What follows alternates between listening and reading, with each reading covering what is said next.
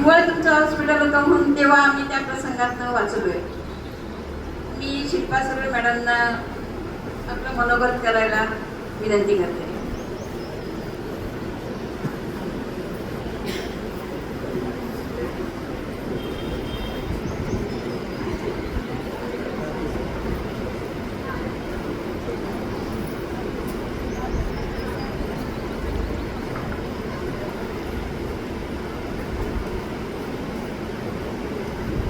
नमस्कार. रत्नागिरी ग्राहक पेठेच्या आजच्या या दुसऱ्या दिवसाच्या समारंभासाठी व्यासपीठावर उपस्थित असलेले संपूर्ण महाराष्ट्रभर ज्यांनी आरोग्य सेवेचा एक चांगला वसा नेलेला आहे असे दिनेशजी साबरे साहेब,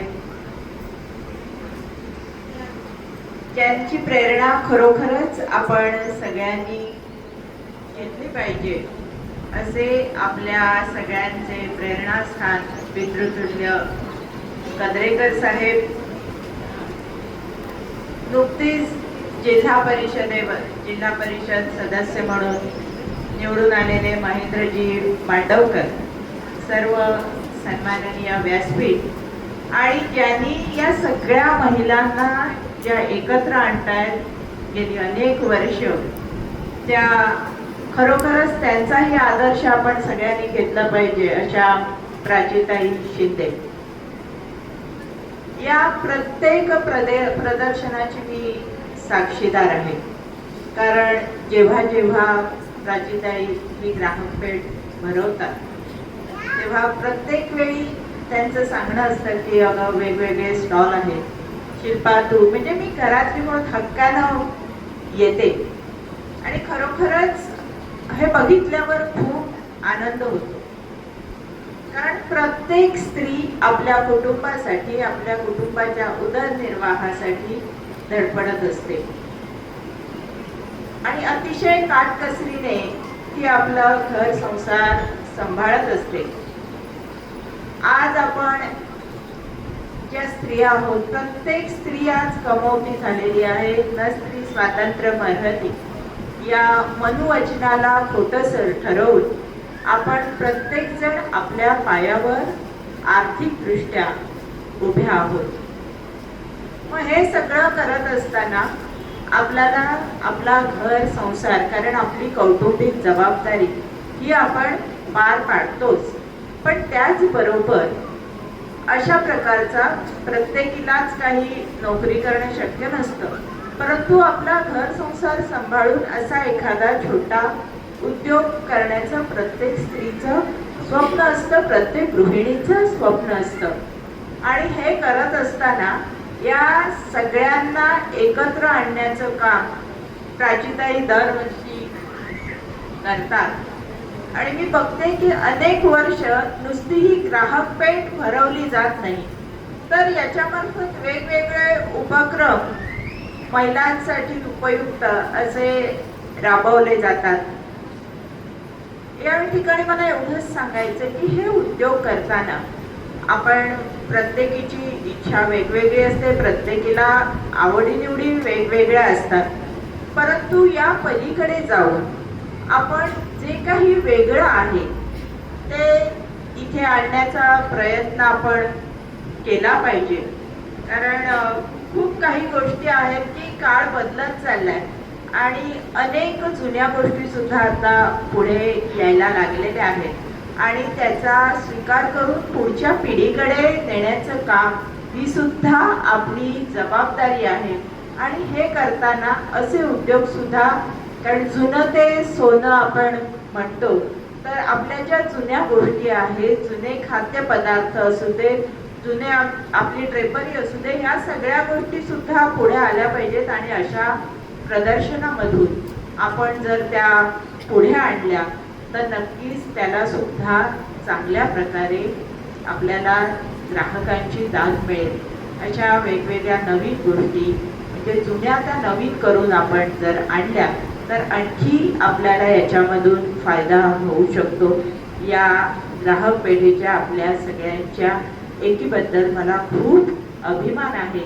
कारण 100 पुरुष एकत्र राहू शकतात, पण 4 महिला एकत्र राहू शकत नाहीत असं आपल्याबद्दल उगीचच पसरवलं जातं असं मला वाटतं. कारण गेली अनेक वर्ष आपण सगळ्या जणी इथे एकत्र येऊन खेळीमेळीने ही ग्राहक पेठ चालवता. या ग्राहक पेठीसाठी मी माझ्याकडून शुभेच्छा देते आणि थांबते. जय हिंद, जय महाराष्ट्र.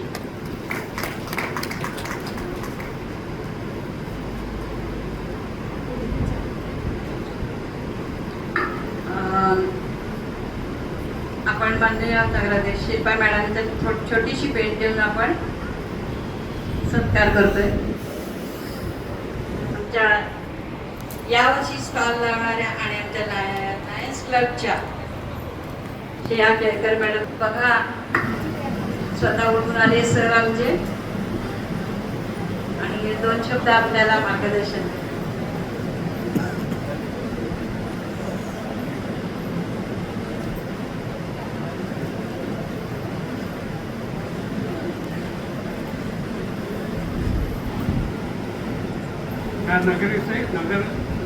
नगर परिषदेचे नगराध्यक्षाबाई शिल्पाताई सुर्वे, या उपक्रमासाठी आलेले खास लोक पाहुणे आणि या ग्राहक पेठेचे सर्व कार्यकर्ते बंधू आणि भगिनी, काल 2 दिवसापूर्वी आमच्या प्राचीने हा कार्यक्रम असं सुचवलं आणि मला काही कल्पना नव्हती काय आहे ते, पण तिने म्हणे तुम्ही या. आता मी हक्काचा असल्यामुळे मी आलो इथे आणि हे सर्व पाहून मला खूप आनंद झाला. ज्यावेळेला आम्ही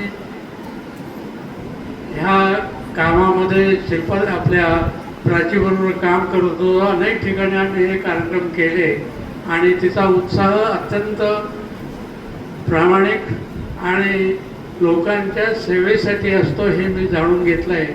आणि त्यासाठी या ग्राहक पेठेच्या कार्यक्रमाला मी प्राची शिंदेना सुयश चिंतितो आणि त्यांना चांगलं यश मिळेल याच्यात असं मी काही करतो. आजचे प्रमुख पाहुणे हे खास मुंबईहून आलेले आहेत. आणखी त्यांची ख्याती अशी आहे की ते हॉस्पिटल चालवतात, पण ते विना फी विना अनुदान असं ते चालवतात. आणखी आपल्या इथे देखील त्यांनी ते सुरू केलेले आहे आणि असे अनेक हॉस्पिटल्स त्यांनी सुरू केली आहेत. त्यांचा हेतू एकच आहे की गरिबांना नीट नीट त्याचं हे रोगाचं निदान करून योग्य ते उपचार अगदी मोफत मिळाले पाहिजेत. एवढंच नव्हे तर जाताना त्या पेशंटला ते जाण्याचे ते उताराचे पैसे देखील देतात असं मला कळलं. असा हा दातृत्वाचा मोठा अनोखा संगम याच्यात आहे. तर त्यांचंही मी अभिनंदन करतो. आणि आज या कार्यक्रमाला आपण इथे आलात आणि आमच्या प्राची शिंदेना आशीर्वाद दिला त्याबद्दल मी तुमचे त्याबद्दलही आभार मानतो. आपल्या सर्वांना सुयश चिंतितो आणि माझं हे छोटंसं भाषण थांबवतो. धन्यवाद.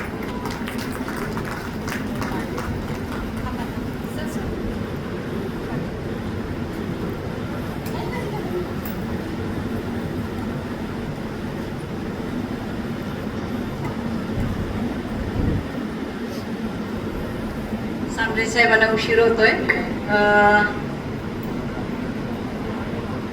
सांबरे साहेब एकच सांगते, एखादं कुटुंब चांगलं सरळ चालू असतं, परंतु एखादा माणूस आजारी पडतो आणि त्याला असा आजारपण येतं की मग एकदा डॉक्टरांकडे गेला तो आयुष्यभर डॉक्टरांकडे जात नसतो. आणि याच्यातून आपण रत्नागिरीच्या हजारो कुटुंबाची सुटका केलेली आहे. तर या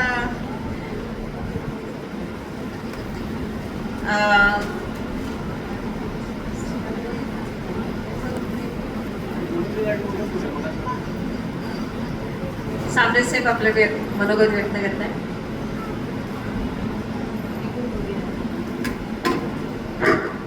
आजच्या आपल्या रत्नागिरी ग्राहक पेठ या सुंदर कार्यक्रमासाठी मला ज्याने निमंत्रण दिलं त्या प्राचीताई यांचं मी अभिनंदन करतो.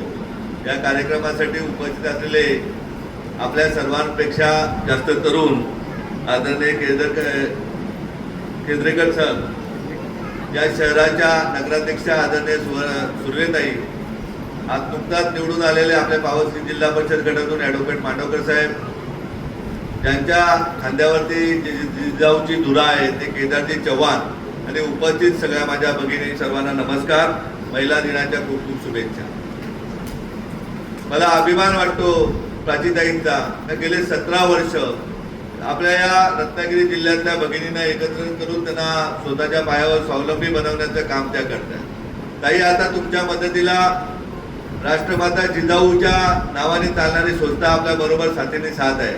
आपण सांगाल त्या गावामध्ये, रत्नागिरीच्या त्या पाड्यामध्ये, त्या वाडीमध्ये आपल्या ताया सक्षम करण्यासाठी आपण स्वयंरोजगार केंद्र सुरू करूया आणि आपल्या भगिनींना त्यांचा बाजारपेठ उपलब्धतेसाठी मुंबईसारखं शहर आपल्या बाजूला आहे, तिथे बाजारपेठ उपलब्ध करून देण्याची जबाबदारी आमची असेल. त्यानो आम्ही गेले अनेक वर्ष महिला सक्षमीकरणात काम करतोय. का अगदी पालघरच्या आदिवासी पाड्यावाड्यातल्या भगिनी असतील, ठाण्यातल्या असतील, अगदी मोठमोठे बंगले जसे रत्नागिरी शहरात दिसतात तसे भिवंडी तालुक्यातल्या बंगल्यातल्या भगिनी असतील, परंतु नवरे पैसे कमावतात, मुलं पैसे कमावतात, ताई घर बसलेले असते. त्या तायांचं आम्ही त्यांना सांगून त्यांना एक स्वयंरोजगार केंद्र उभे केलेले आहेत.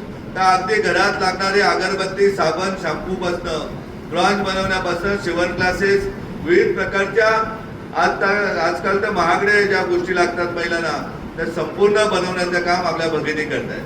आपणही रत्नागिरी जिल्ह्यातनं ज्याप्रमाणे आता आपण बघितलं, आंब्याच्या वाड्यांवरती पावसामुळे प्रचंड परिणाम झालेला आहे, पीक कमी होत आहे. अशा वेळी दादाच्या किंवा मुलाच्या बरोबर एक बाजूला आपल्या ताईंनी 2 पैसे कमावले तर ते घर आनंदी राहते.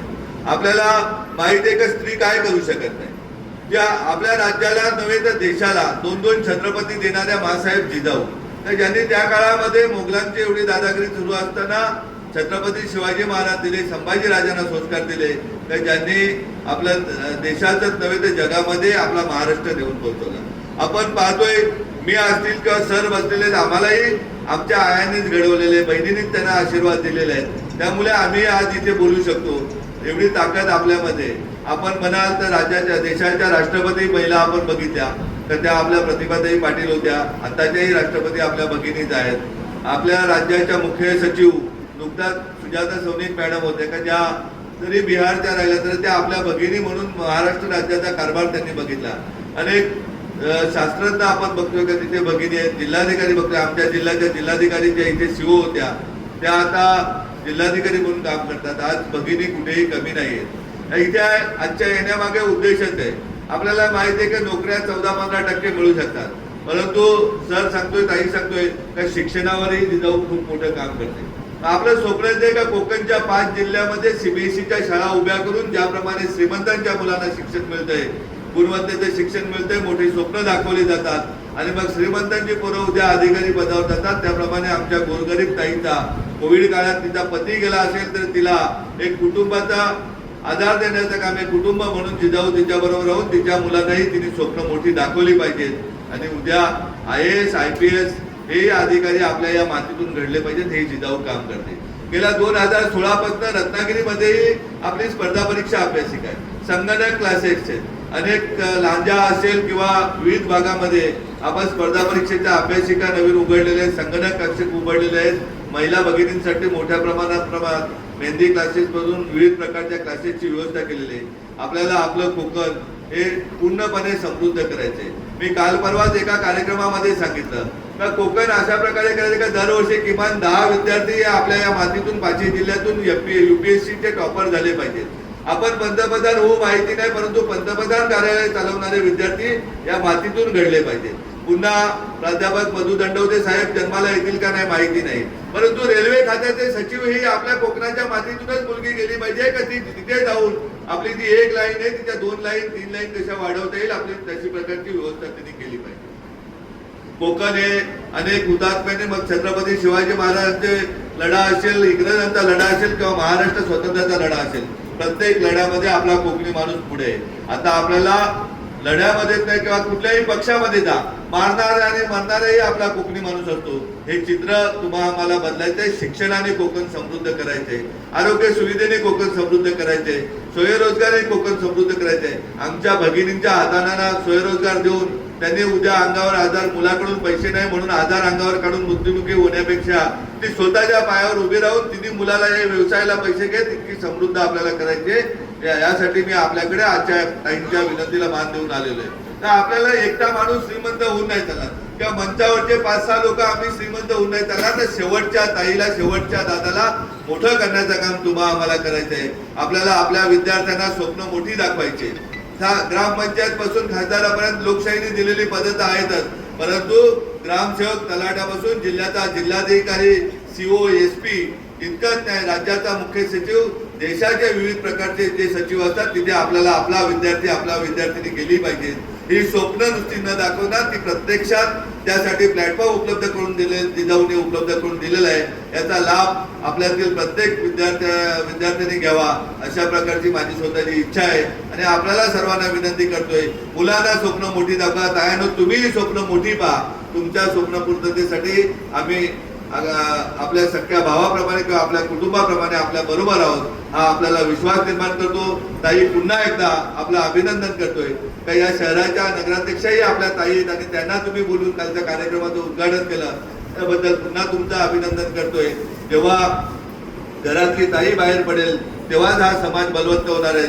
मी चायनाला गेलो होतो 10 वर्षापूर्वी. मी बघितलं का तिथल्या आपल्या भगिनी स्वयंरोजगार करून त्या प्रत्येक ठिकाणी, केदारजी बरोबर होते, प्रत्येक ठिकाणी तिथली महिला पुढे.